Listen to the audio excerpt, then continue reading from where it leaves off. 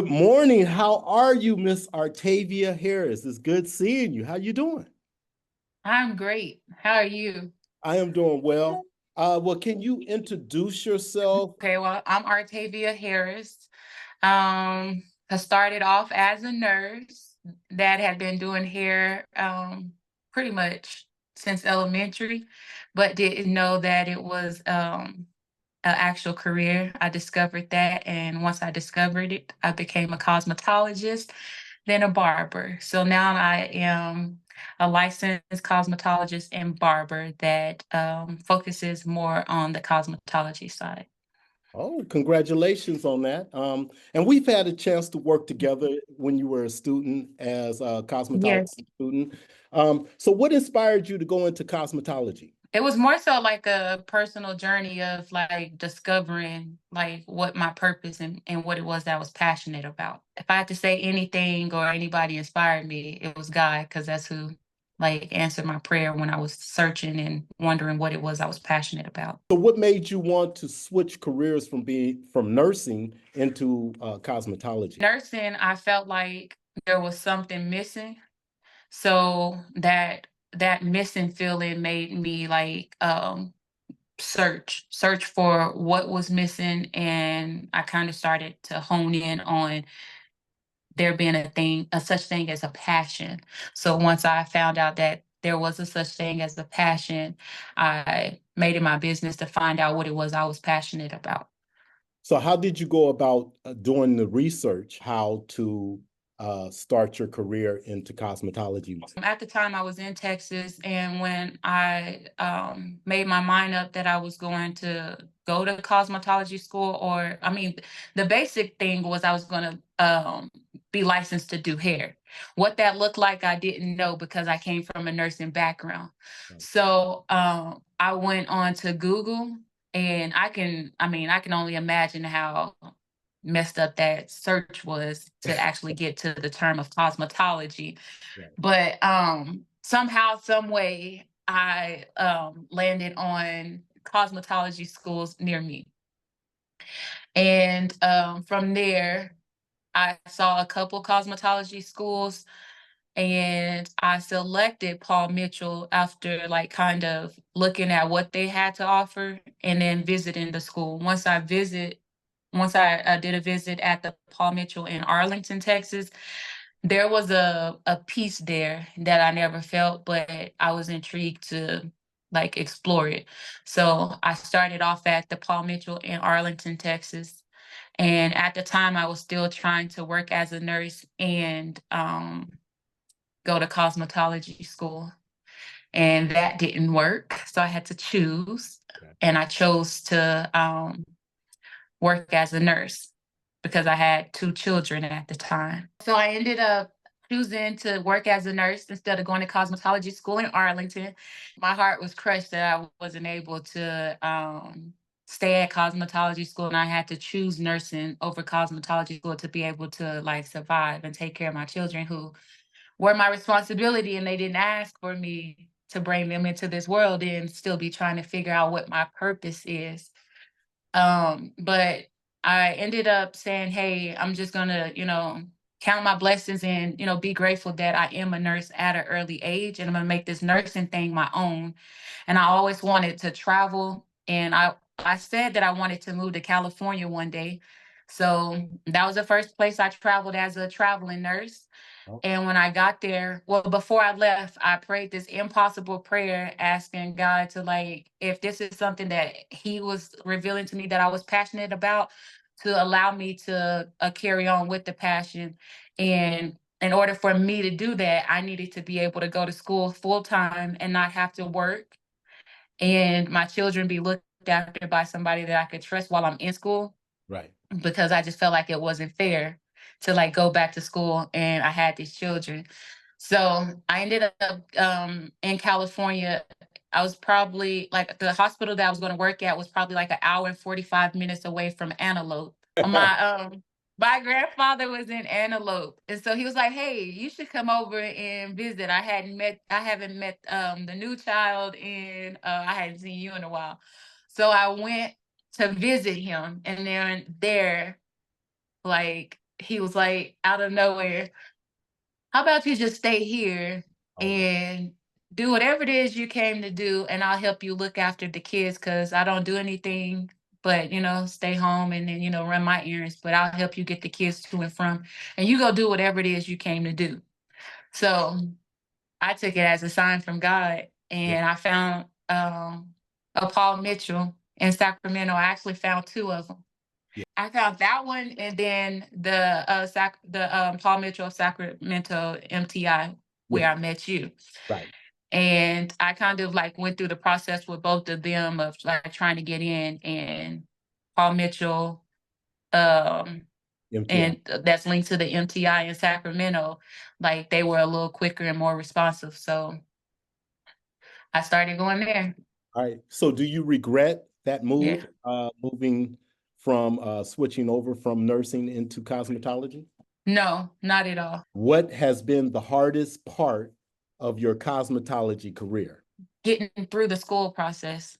What are some of the obstacles that you faced and how did you overcome them? Okay, I don't know if this is too personal, but I mean, I'm gonna say it because it popped in my head when you asked the obstacle. I remember I was getting ready to, I was close to the end of finishing cosmetology school, and we had like a hair show competition situation, and I was a part of it.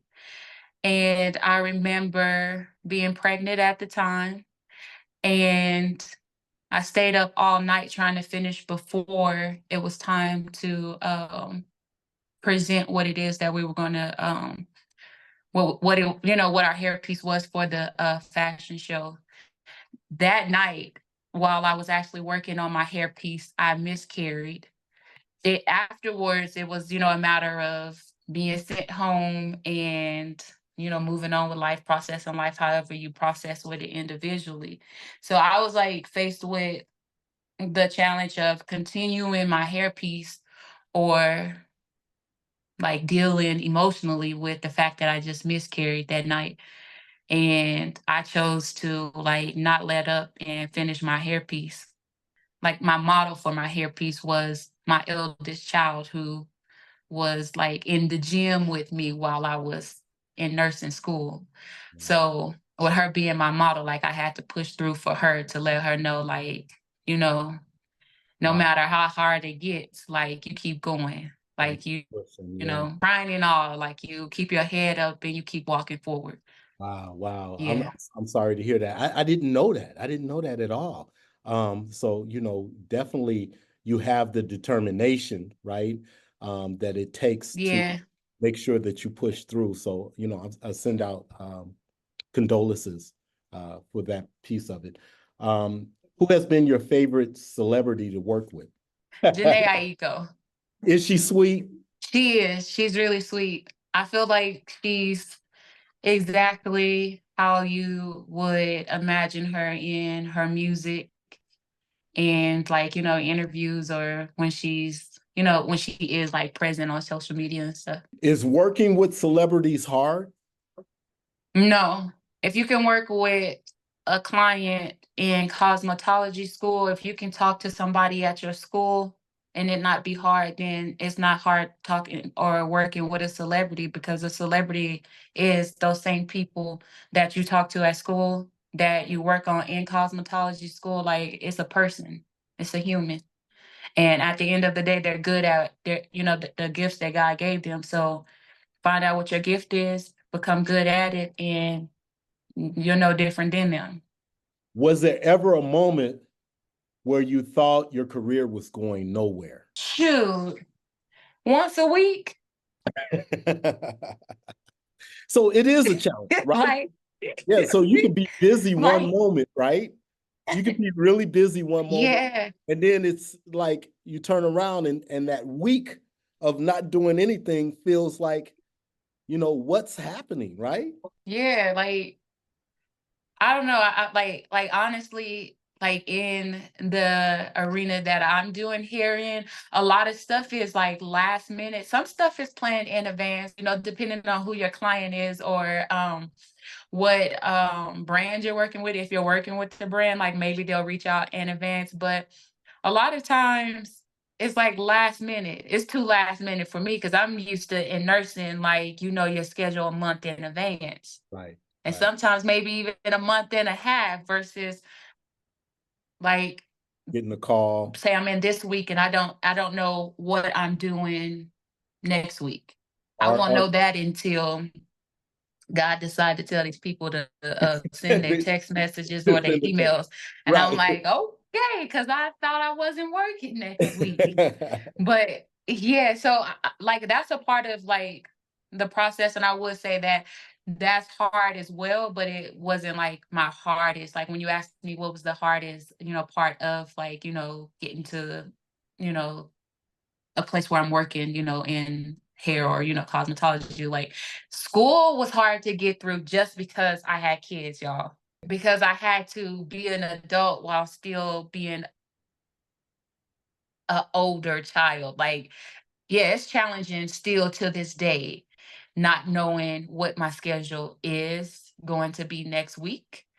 But I end up working anyway, y'all. But I still be like, am I gonna go to work next week? I mean, I don't see anything. Okay, who was your first celebrity that you worked with? Beyonce. What was your first steps um, in getting your foot in the door to work with celebrities? I feel like there was a preparation that took place, but it was long before like me even, you know, mentioning this portion. Like I worked in a salon that did hair extensions in Sacramento. So it kind of prepped me for being able to work with hair extensions and wigs and all of that. But from like no having the technique, having the skills and the confidence to actually deliver on that service. Once I got that under my belt, I moved to LA and then I started assisting Kim Kimball. And I was on set with her. And then I ended up first time on like on set, I ended up working on the dancer's hair and the dancers had wigs. But had I not had that skill, then I probably wouldn't done as well, or I wouldn't have had the confidence to actually stand in that role. To bring this interview to a conclusion, I want to thank you first of all before we finish. But any advice that you have for the young ladies? Discover what you're passionate about now. If you don't know what you're passionate about now, like begin that journey. And whatever it is that you're passionate about or whatever it is you think you like go for it. Like YOLO, you only got one life and you don't want to leave any stones unturned. So even if it's something that doesn't necessarily end up being what is your end goal for like your passion, it'll like mold you and shape you to where it is you're going. So do something until you get to what exactly it is. Okay. Any projects that you have coming up? Well, right now I'm actually in Mexico working on a movie. So is this your first movie? Yeah, I would say this is first movie. I've like dabbled where I've been called the day play, and day play is basically one of the hairstylists or whatever artistry you end up in. If you're a hairstylist, a makeup artist, or a barber, so whatever department, well, whatever artistry you're in, if the person that actually has that job for the long term duration of that project, Uh-huh. if they need an off day or if they have to take another job somewhere else, then they'll ask another artist that works in their discipline to step in for them. So that's a day player that steps in for the day for them. So I've day played on like some smaller projects, Okay. and that's where I discovered that I'm not a fan of film movies. But yeah, I'm on a movie right now. I don't think I mentioned to you guys that like I started off assisting and I still do assist to this day. Like I do my own stuff as well as assisting. So if you guys do end up going this route and you're assisting, starting off you assist whoever you can assist and you get the closest to what it is that you're trying to do. But some point in your career, like you have to like be more thoughtful with who it is you're assisting. Like, does it line up with your purpose and where it is that you're going? So for myself, like I assist like just 2 people.